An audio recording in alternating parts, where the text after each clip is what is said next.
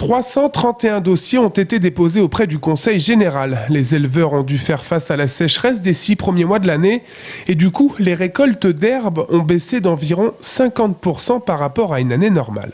Fin juin, on était dans une situation alarmante, pas de stock pour l'hiver et même pour certains éleveurs qui ne voyaient pas comment ils allaient passer l'été puisque une production d'herbes très faible au printemps et donc par là impossibilité de reconstituer des stocks. Les animaux avaient pâturé l'ensemble de la production.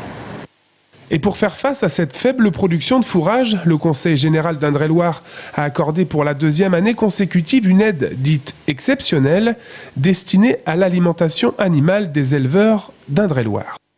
Il s'agissait ici de, dès que les moissons avaient été faites, tout de suite ensemencer et avoir beaucoup de réactivité, de façon à produire des fourrages pour alimenter les animaux pendant la période hivernale. Et même si cette enveloppe était devenue primordiale pour tous, les besoins sont tels que les montants accordés seront insuffisants pour beaucoup. Bernard Craet, éleveur bio sur la commune de Monnet, est à la tête d'un cheptel de 130 vaches sur 75 hectares d'herbe uniquement. Mais pour nourrir son cheptel, le besoin en fourrage est énorme. J'ai un peu du fourrage parce que j'ai ensilé, mais je n'aurai pas assez de toute façon et je n'aurai quand même pas beaucoup de grains pour donner aux vaches. Il faudra tout acheter. Et tout acheter au prix qu'on demande, c'est pas possible. Il faut puiser dans les stocks. Et justement, ces stocks vont lui permettre de tenir encore 2 bons mois. Après, c'est un peu l'interrogation.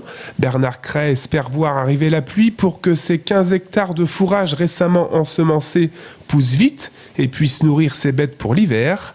Autre bonne nouvelle quand même, le Conseil général votera ce vendredi une rallonge de 100 000 € d'aide allouée aux quelques 300 éleveurs.